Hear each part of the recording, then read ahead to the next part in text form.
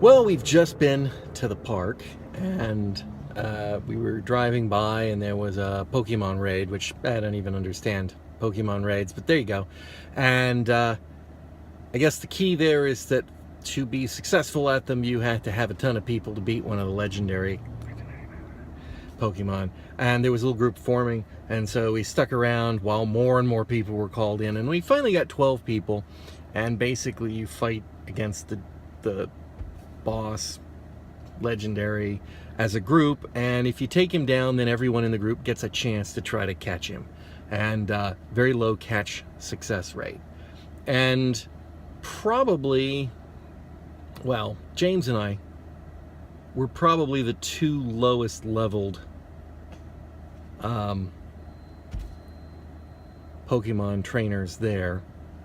The others were all up in their 30s, and I'm only at 29, and I know James is still fighting his way back from getting a new phone.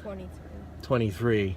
And I don't know if that had anything to do with it or not, but when it came time to do the catching, James and I were the only ones who got it. Irene did not. She's very disappointed. So she's getting dry cleaning instead. Didn't somebody else in the group get it? I didn't hear anybody say he got it, but I could have. I think someone said I got it on my last ball, but that's all I heard. Well, it's possible. It's possible. Anyway, so that's what we did. According to the satellite maps, that storm didn't exist 25 minutes ago. It just formed over there, came up, and is dumping the heck out of those people. It is blowing directly this direction though, but it doesn't appear to be moving much. I have a feeling we're... Balloons! Balloons!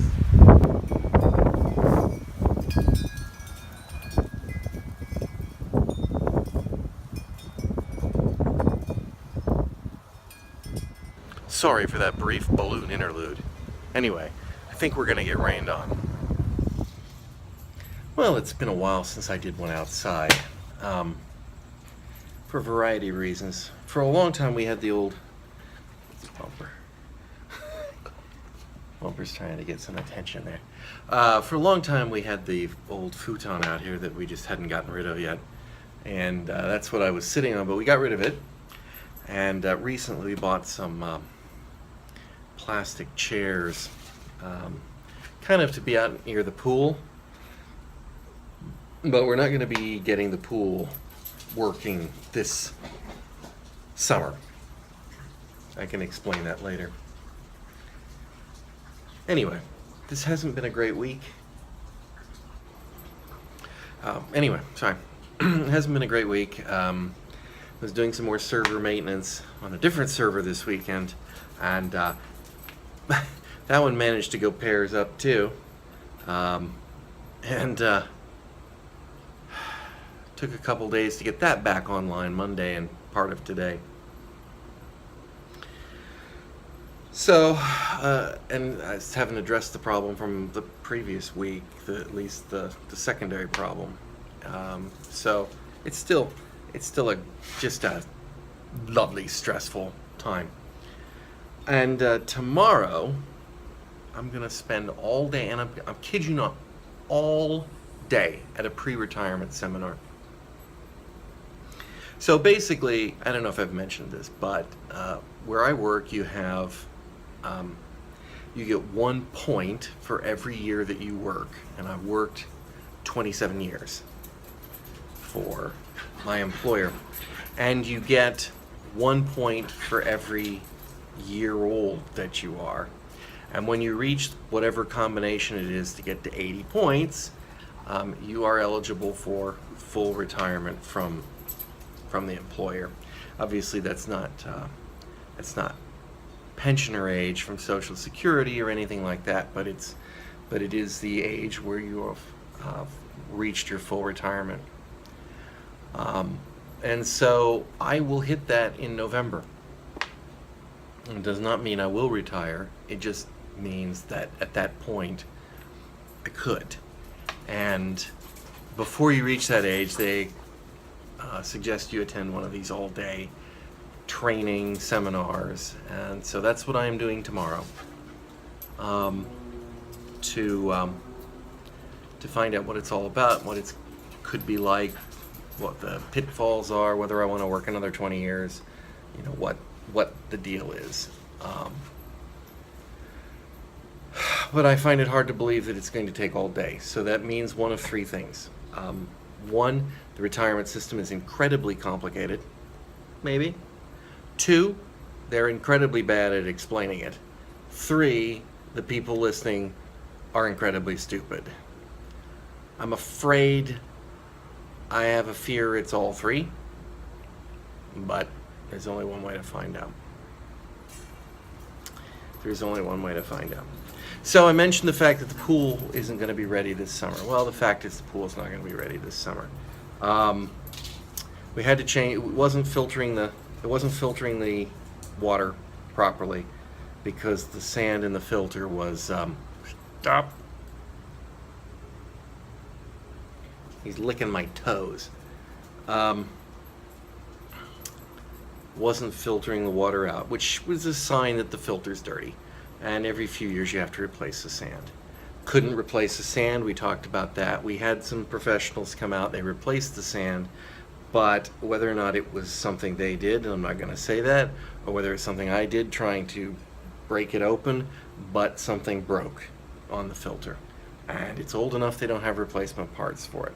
So they attempted to fix it. And they said, you might get another year or two out of it if the seals on the fix don't break. Well, they broke.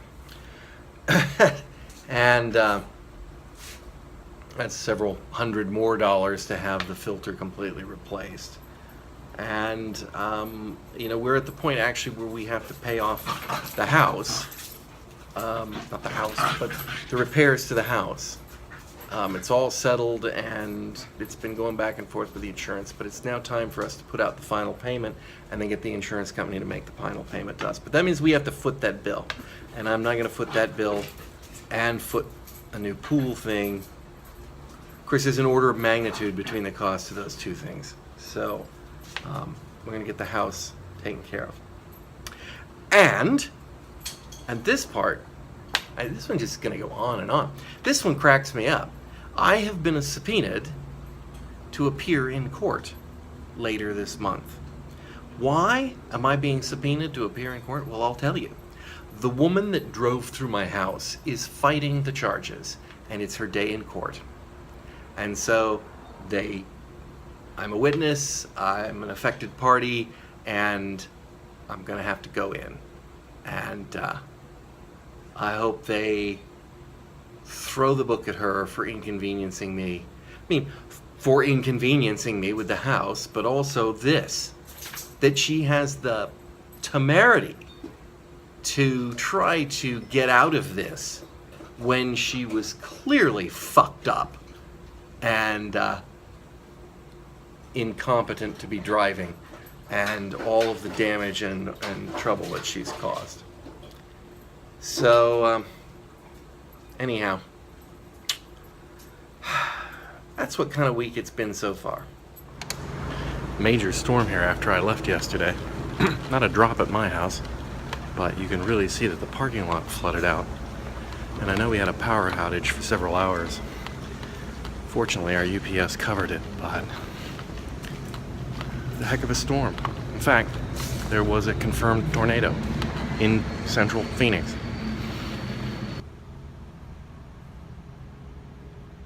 That's the lower garage. It's flooded. Glad I don't have to park there.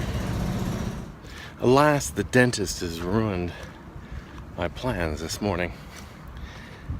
Last week we picked up some disc golf discs, and for James and I, and we were going to go out and play early this morning, but Mom had scheduled them for their dental appointment before back to school.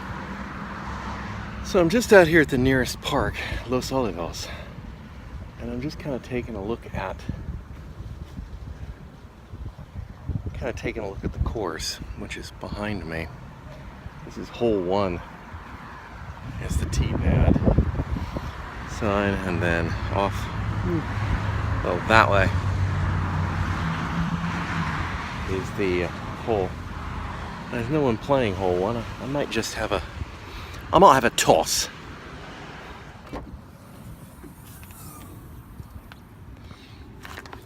Let's see, we've got a putter, a driver. Should I go with yellow? I don't know.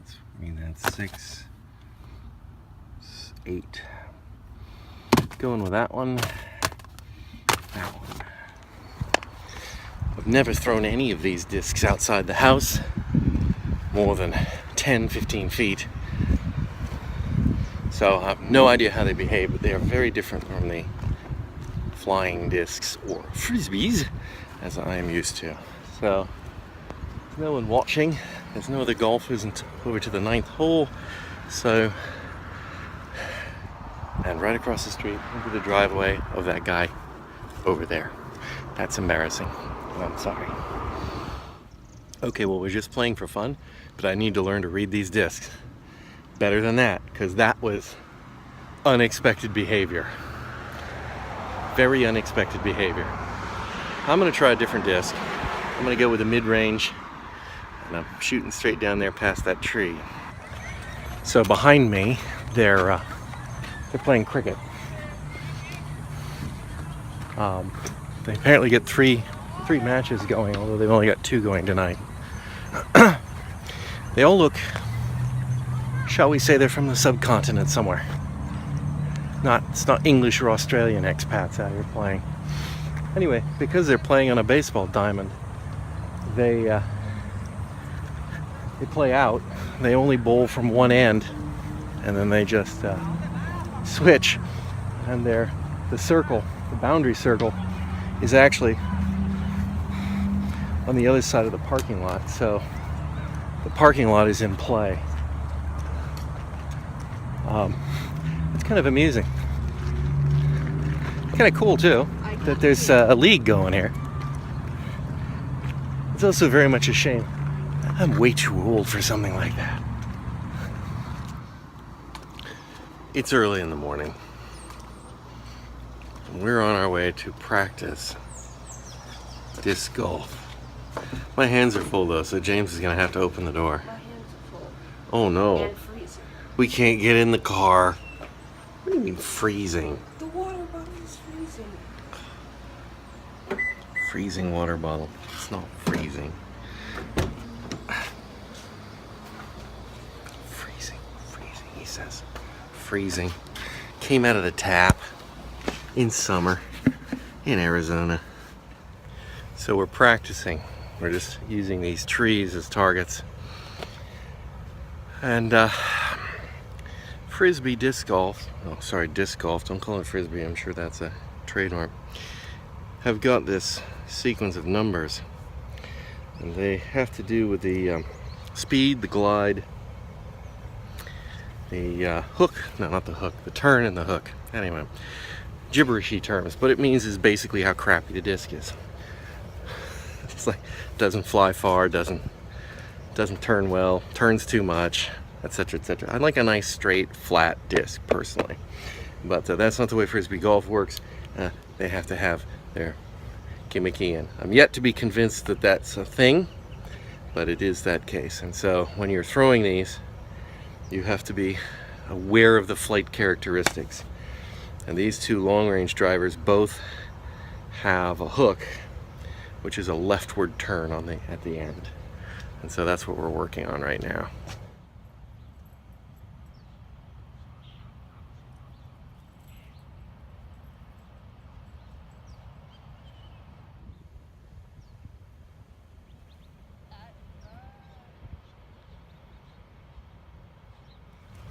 You can see that hook at the end on all of them. I don't like that. I like it to go where I aim it to go. I don't think engineering a turn is really a particularly good idea.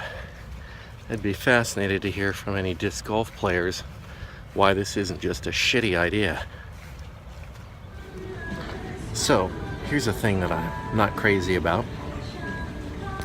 Another thing about the design of those discs is, and it's not just those discs, the various styles, the putters, the mid-range, and the drivers, they have different characteristics in their in the lip underneath for different aerodynamic properties, and the mid-range in particular, but the drivers as well, have a very uncomfortable release, and that's left this scrape on my hand. If we'd played longer, that would have been much worse. I don't know, the frisbee golf players, disc golf players, do they all wear gloves, or do they have hideously calloused, deformed claws? I'm not sure which, but it's got to be one of the two.